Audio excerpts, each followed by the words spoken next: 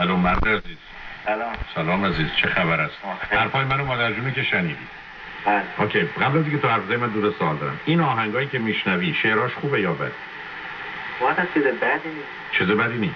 نه، ولی من وقتی آهنگ گوش بدم یعنی معنیش نیست که من برم از حرفم شرط من است. من که گفتم تو معنیش یکی من ببره کسی رو بکشه، ولی میخوام میگم شعراش خوبه یا بد؟ شعراش خوبه. اوکی، خوب، پس حرف نیم. پس به مادر جون رو شعراش خوبه حرف نیم. ولی اگر شعرهای بده، اگه شعراش بد باشه تو میشنوی یا نه؟ نه. بسیار، پس ما پسر خوبی داریم، حرفی نیست. پس حل شد. دوم، داستان لباس چی عزیز؟ داستان لباس نمیدونم، مثلا I don't like to wear American Eagle. لباس اونطوری دوست ندارم، مدرسه بپوشم مامانم ناراحت میشه. دوست دارم یه تیشرت بپوشم با یه شلوار جین و کت. من که اصلا تو اون اشکالی ندارم. یه تیشرت و یه شلوار جین و کت تو رو راحت و آسوده میکنه، اتفاقا نشون میده که بی‌اعتنا و راحت و آسوده داری میری مدرسه. اصلا چه بود؟ مادر اجازه شد چیکار کنی؟ مثلا کراوات بزنی یا پاپیون بزنی؟ میخواد مثلا لباسایی که یه سایز دو تا سایز برام مالتر باشه بپوشم. میخوام یه چیز راحت بپوشم. من اصلا توش اشکال نمیبینم. حالا اون موقع حالا راحت هم باشه، قشنگ هم باشه. نه، حالا مثلا به راحت قشنگ کاری نه. من خودم دوست داره چیز گشاد بپوشه، ولی که از این طریق احساس بهتری میکنه. من به نظر بزرگ و گندم میاد.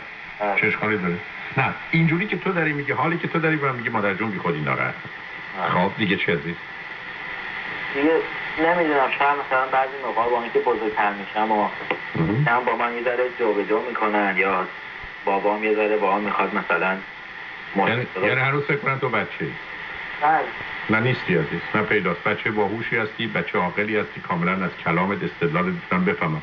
متاسفانه یه گرفتاری یادت باشه، اونا هیچ وقت نمیتونن تو رو 14 ساله ببینن. اونا هنوز بعد خود دوست دارن تو رو 3-4 ساله هم ببینن، چون باید خیلی خوشتر و راحت ترن. تا اونا رو بفهم، اونا هم تو رو میفهمن.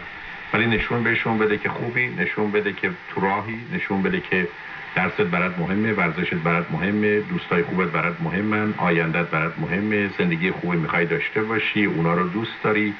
نه تنها نمیخوای اونا رو اذیت کنی یا اذیت بشن، میخوای باعث افتخار خودت و اونام بشی. بنابراین اگر این پیام بدی تو این خط باشی